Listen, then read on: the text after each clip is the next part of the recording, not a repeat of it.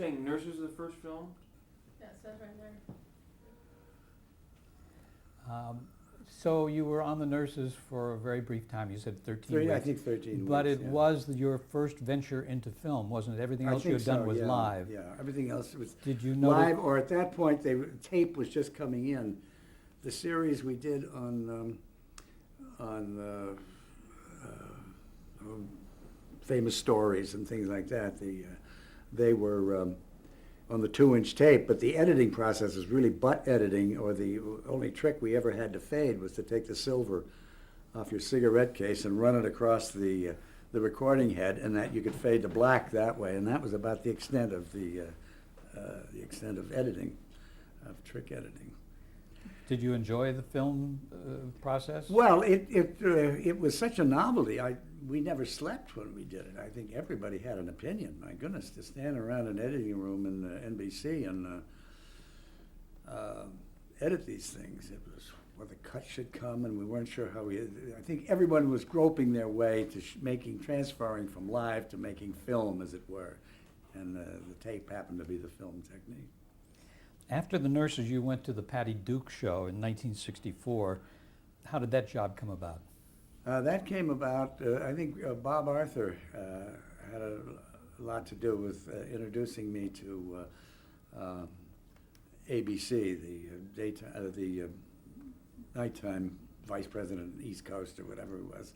The Patty Duke show was had not gone on the air yet. It was about to go on the air. Half hour or hour? Half It's hour? a half hour. Okay. And they tell me it was in trouble. They had a lot of bits and pieces of the show, but they didn't have a show to put on the air. They didn't have one complete show, or even two complete for the next week. So on the strength of what I had done, I guess Bob Arthur had sold it, that I was a pretty good manager of time and as a producer, they thought I could probably get in there and do something. They had a producer, and I don't quite know what happened to him, but he owned a piece of the show, and he went back to California. Anyway, we did get the show on the air, and that became a really new experience of film. This was more of a film show to me than the other, where we were shooting on the kind of schedule with Patty Duke being 2 days, being two people rather, and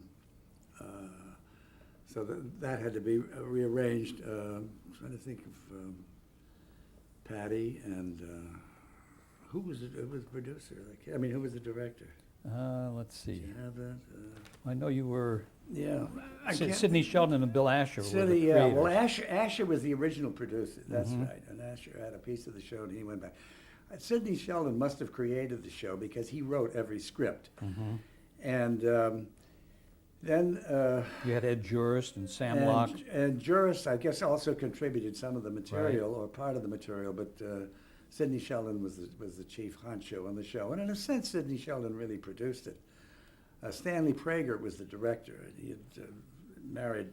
He had been an actor. He had been an actor, yeah, and I think Stanley, as a matter of fact, had been blacklisted during that period, and he Correct. had recovered in this. So the show, to me, it was an interesting kind of a thing, and I'd never done that except for Bonino, which was live. I'd never done a film show sitcom. Was it done with an audience? No, it was not done. It was shot down on 18th Street. Single camera. And single camera, right. And it was an interesting experience for me in that once Sheldon got his script and Judge Juris got their script in, and Prager would take over, and there was very little for a producer to do. You had to become almost a contact man or something like that, because the production manager took care of his share, and you get such a routine down. Every morning, this is it, you're going to start here, and the rehearsal will take place here. So there was very little for a producer to do, but it was an interesting experience. The reason the show was shot in the East was because Patty wasn't 18, and so the child labor laws were considerably more lax.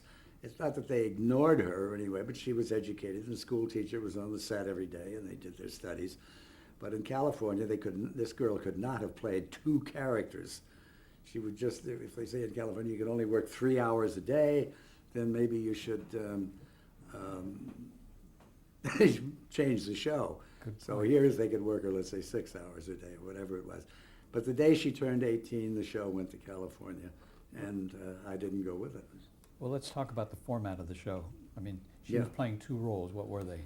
Well, she was playing Patty, and her cousin, I guess it was Kathy From England. from England. Mm-hmm. And the format was just two young girls and doing what two young girls do. They were supposed to live in Brooklyn Heights, I think, and I mean the usual thing, the usual mix-ups that girls get in, and dates and no dates, and it was a favorite show of a lot of people. Had the situation comedy concept changed much from when you were doing Mr. Peepers to this particular show? Sounds like it was more structured. Well, The this show. was more Peepers was not exactly a family show. Peepers was really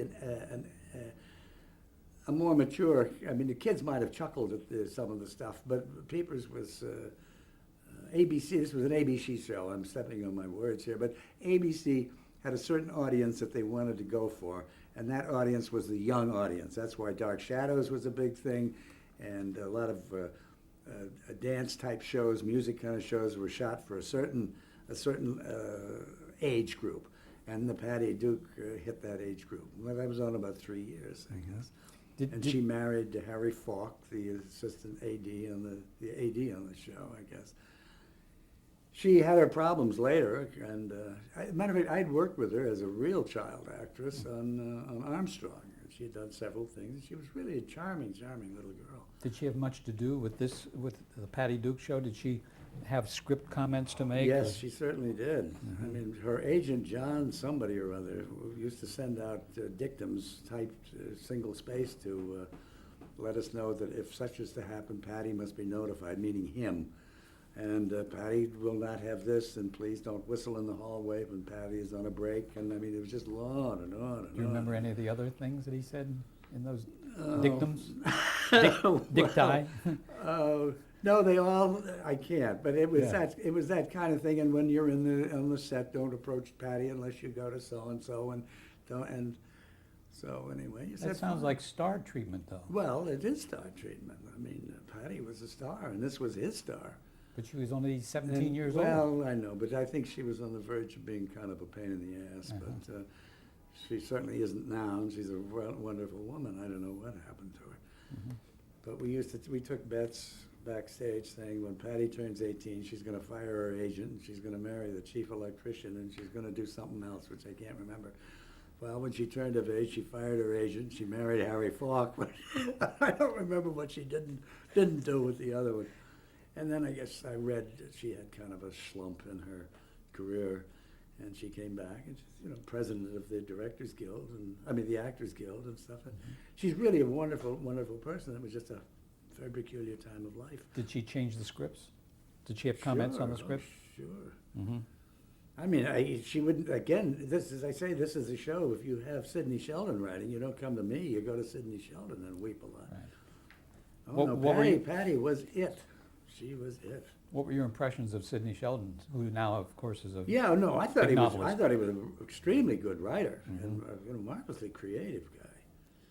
You just didn't see much of him. It was like any guy that has to pump one of these things out every week, and if not more, is apt to become kind of a recluse. like David Kelly's doing now on Yeah. Ally McBeal, turning him out every week. No, we got along fine. Mhm.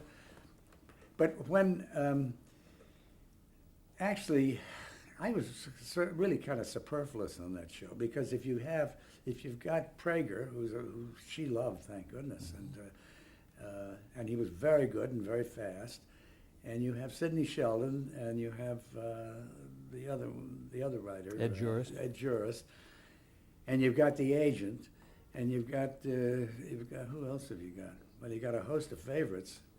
You really don't do a lot. If you have a very Sure. good below the line production manager, there's not a great deal you're going to do because you're not going to tell Patty how to play the part, and you're not going to suggest to jurors to change this. Did So Bill it's Asher that kind of a continue show. on the show? He was gone by the time I Yeah. got there. I don't know what happened with Bill Asher. It had, from what I could see, I saw not exactly a budget, but I saw who sort of had pieces of the show. And it seemed to me that pieces of that show added up to about 250%. I don't know who the hell, how they ever broke it down, but Asher had a piece of it. The guy married to one of the Kennedy daughters, Peter Lawford, had a hunk of it. I'm sure she had a piece of it. ABC must have had something. Yeah. Well, maybe he was going to make it on the ship, but there was an awful lot of percentages involved in that show. Now, But it lasted, what, about 3 years? It was a Mhm. good show. But you left the show within a year. Yes. Why did you go? I went because they decided they didn't need me. Mm-hmm. That they reduced it, and it was just this, nobody would replace me. They just decided to make money. They didn't have to pay me. They didn't have to pay. They could maybe up Prager's money. No replacement. They just went. And then, well, then it was gone to California too. Soon after. Well, that's right, that. yeah. And continued in California for And a couple of continued for years. a couple of years. Yeah. Yeah. What did you do after that, after the Patty Duke show? Well, it could have been a dry period. I don't remember. Well, you That went was- in- what you- year was that? You went into something that always interested you, but you had never taken the time to do before, and that was as art director for information management facilities. Oh, yeah. Well, We yeah, have good researchers. huh? We have good researchers. Good. Well, that was, when I used the word desperation, it meant I really needed money, but fortunately, it was really a fun job. What'd you And, do there? Well, I did all the, they did slideshows for people like Bell Labs and Bell Telephone and Touche Roche Bailey and Smart, that sort of, and the shows were not how we make chemicals or how we spend money or how you answer a telephone. It had to do with the annual reports. And we could condense an annual report into about 3 hours. It used to take 2 days to read and to discuss and everything. So when I say we, I mean, it wasn't my company, but that's what we did. And so what I did, we worked with a group downtown called Chart Makers, which is a photocopying outfit, and they had their own design people and that sort of stuff. So what I would do would tell the story in slides. I mean, figure out what we had to do, what we needed, if we needed any particular kind of a graphic. I'd lay out the graphic, and they would do the graphic to precision. If I used a lot of drop shadow, which they clucked. They didn't like drop shadows, but I loved drop shadows, so we used a lot of that. If they needed pictures of from the company, I would get them. We thought to enhance the, and that lasted about a year. Mhm. And I really had a good time. I had a lot of laughs, and you met people and did things that you'd never done before. And it got you an And I got a lot of drawing in, which I enjoy. I was going to say, you like that so much, you got a Yeah. chance to get back to it. But then along came Dark Shadows. Then along came Dark Shadows. How did that job happen? Well, that happened, let me see. Did you know Dan Curtis before? No, I never met Dan Curtis before. I'm Mhm. sorry. I don't That's think all right. anybody who was not playing golf met Dan Curtis before that. He had sold ABC a show that, a golf show. We referred to it. I don't know what the hell it was called, but it was a golf show. And I think his gimmick on the golf show was that that the golfers wore a little lavalier, Mhm. and that you could hear what was going on through the golf and that sort of thing. Or someone was wearing the lavalier, and he sold it, and it was a very, very successful show at ABC. Now, Dark Shadows was not Dan Curtis' creation. I'll think of his name in a minute. It was brought to ABC, and the daytime manager at ABC liked the idea and was a good personal friend of Dan's. And remember I mentioned before that they're going through the audience that they were going for, as the young audience, daytime, etc. They gave it to Dan. The guy was a good friend of Dan's and said, hell, if you can do a golf show, you can do a drama. So anyway, he had somehow I was hired.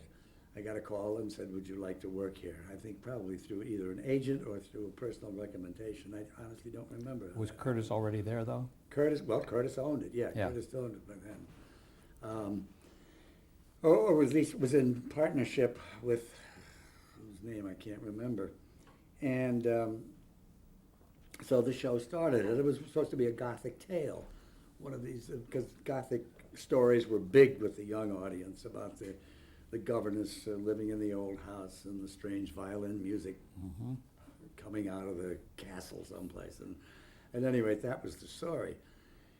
And with Curtis, for Curtis actually, I got him his music composer and got him directors, got him a designer who'd worked with me on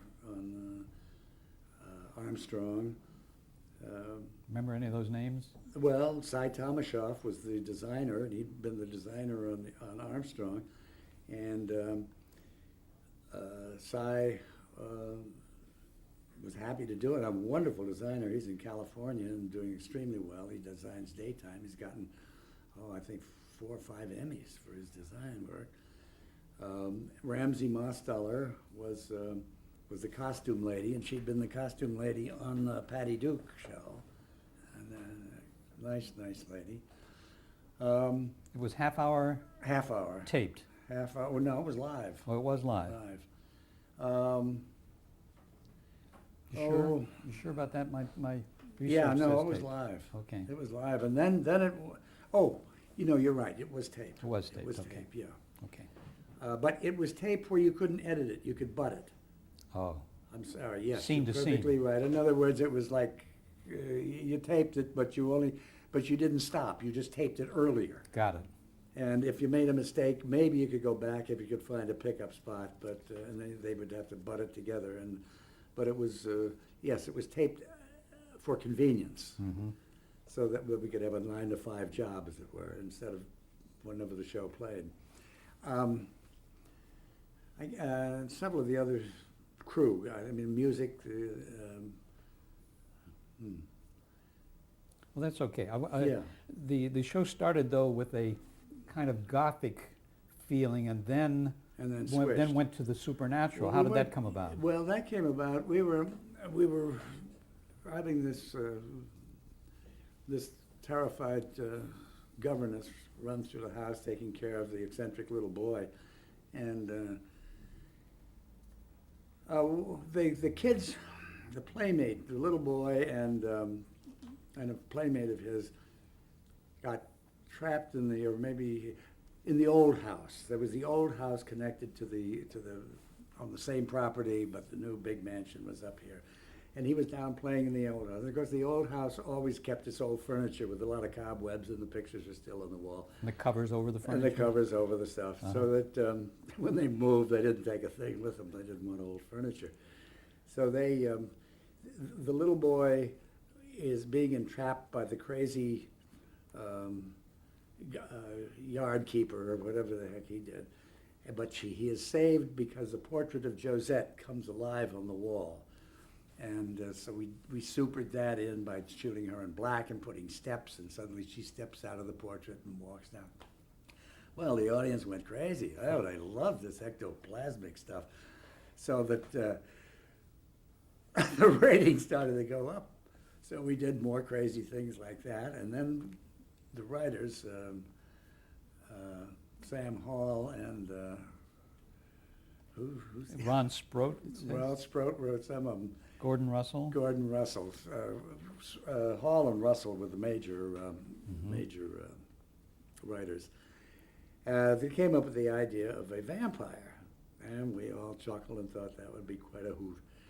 So we created this vampire, Barnabas, and a lot of the input of this, for instance, in the design of the set, again without Curtis, Cy and I did most of that set. Where to put secret doors, even if we don't need them in future times, you may want a secret door there, so let's stick it, and it's going to cost the same amount as today and 5 times more tomorrow. And with the crypt, design the crypt and how you get the top off the crypt and how you get in and you pull the ring in the dragon's mouth, and I mean, with the whole, it was a great fun. And so Dan went along with all this, in the meantime absorbing the technique and everything. And so anyway, Josette came out of the portrait, and everybody loved it. So then we arrived at some point with a vampire. So in the meantime, we had to set the vampire up with a portrait of Barnabas. Well, searching for Barnabas, somehow finding an actor to play a vampire became the most precious and most difficult thing in the world. The guy has to look like a vampire. So whatever vampires look like, but we knew one when we saw one. It's like porn. So Did you have a lot of casting calls on that? casting galore, casting. How all long over did the that go place. on for that? Huh? How long did the casting set? I mean, how many times did you have to look Oh, for? I would say we were seeing people every day for a month at least. And finally, Dan went to Europe, and he had to go on some business. I don't know what it was, but Jonathan Frid came in to be read, and I said, "That is our boy." Now Jonathan had rotten teeth. I mean, they were not decaying, but they were sort of strangely formed. And he had his orthodontist had started to work on the top section, and he was just getting his strength back to go have the orthodontist work on the lower section, I think. And said, "Stop, keep the dentist out of your mouth. You look great just the way it is." So he never got back to the orthodontist. Why did he look as if he had fangs? Well, you mean? there was a little distorted, a little. It wasn't perfect teeth, Uh-huh. and it had a nice eerie. If you could have eerie-looking teeth, he had them. And so we painted his portrait. Oh, as a matter of fact, we had painted the portrait. We didn't even have a head to put in it. I sat for the portrait without the head because we knew we were getting down to the wire, and pretty soon we were going to have to take anybody.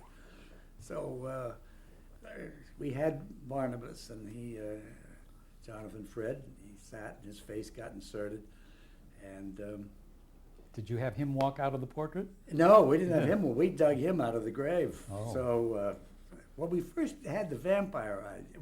That's proceeding. So we went down, and one of the groundskeepers named Willie heard that the Collins always buried jewels in their with their coffins. So Willie's going to go down, and he was the modus operandi of getting Barnabas out of the pit.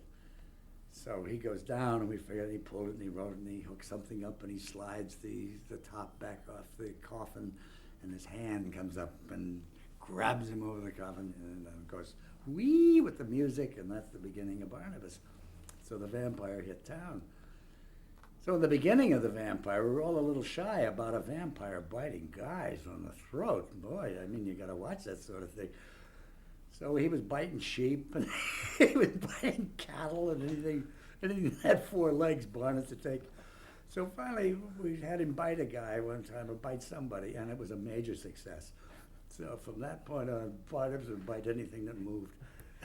we had a good time. Had you studied Gothic suspense or vampire stories before that? No. So again, it was on-the-job training. Well, we created our own Yeah. vampire. The Terrific. thing, we never kidded the series. We played it straight. I mean, we had a good time, and everybody had a good time. But when they played it straight. And even the writing, as crazy as some of the writing was, it was never kidding it, never winking at you. And that Never sort of getting stuff. campy. So it was, to the audience, it was anything they wanted it to be. Some said can't, some believed it as you would believe reading a ghost story. And so we had really a good time. What kind of work schedule did you have on a daytime serial? How far ahead would you get the scripts? Well, you could get them from anywhere from the night before to several weeks in advance. The Dark Shadow scripts, I recall, were never late because generally we had a lot of stuff that had to be done. You know, gimmicks and ideas that had to work. And if you wanted someone to be looking in the reverse of a mirror, you'd have to build a set in exactly the same reverse as though it was a mirror. So when the guy stepped through, I mean, you thought you were looking at a mirror because you could see all the candles and the desks and everything, and you were looking in what you thought was a reflection. In fact, it was another set. So Oh. when he stepped through, you know, you were astounded. And anyway, we astounded a lot. Sounds to me like you were creating your Well, we own did. special effects. We really had a very good time doing Yeah, all that. I mean, And, but the special effects. Cy you- and I did most of that Mhm. together, and he was really, Cy was good. Hmm. And so that had to be a little advanced, but on the Ryan's Hope, scripts sometimes came in like a day or two at the most. Yeah, but you had a rehearsal, did you have a dry rehearsal on the set before You you had a taped? dry rehearsal, yeah. Well, and we were at a revamped lumber yard over on the 52nd or 51st Street between 9th and 10th Avenue. And so we had rehearsal halls when they remodeled it, ABC remodeled it. We had a rehearsal hall upstairs and dressing rooms and offices, a little office and everything. So that in the morning they would come in and do their rehearsals upstairs, and then they would go downstairs and block it, and then they'd run through and dress and tape it. And that was a full day. So you must have worked from early in the morning until late at night, did you? Yeah, the day Mhm. started, I would say, somewhere between 7 and 8, and we ended, actually, we clipped right along. Later shows that I did seem to take forever, and they were not nearly as complicated. I think Mhm. the business changed, where there's too much something or other. It just didn't have the old zing. We were weaning away from the live days and getting into the slow movie days. How, well, let me ask you this. Of all the cast people that you had there, and of course you had daily guest people coming in, but Joan Bennett was on the Yes, show. yes. And as a veteran movie actress, she is worthy of some comment at this point. Tell me about She's your... a real trooper. Yeah. I mean, for anyone that had the career that she had and the notoriety and everything, I guess she needed the money. Did she fall right into this business of being the, Well, the mistress of Collinwood? Well, yeah, she was a good mistress of Collinwood. She had a little trouble with lines every now and then. Uh-huh. This is a whole new experience for anybody. So she did, but she fitted right into the company. She was really wonderful, and just the den mother. They all loved her, and she was most cooperative and worked very hard, and was just a joy to be with. Totally professional, huh? Totally professional. When you made the switch from the Gothic suspense area to the supernatural, did the network or the sponsor have any? Because the ratings went up. It meant they were going to get more. But did they have to approve that No. transfer? No, you just did it. No. Yeah. As far as I know, they didn't care one way or the other. And the As long as agency- we got them an audience, and they kept their clothes on. And the sponsor didn't get involved in, Yeah. in Well, that when change. again, the days of the sponsors were over. If they didn't want to sponsor it, to hell with them. Right. You know, they could. Now, your director on that was, Lila Swift. and Herbert Kenwith? Kenwith directed a couple of them, not a lot. Uh-huh. And he now still directs soaps. Does he? I can't remember. Yeah. And then Dan Curtis used to direct a couple. Mhm. But you made 195 episodes, I understand. Yeah. I left before that because I was offered a show in Canada. We're going to talk about that in 1 minute. Yeah.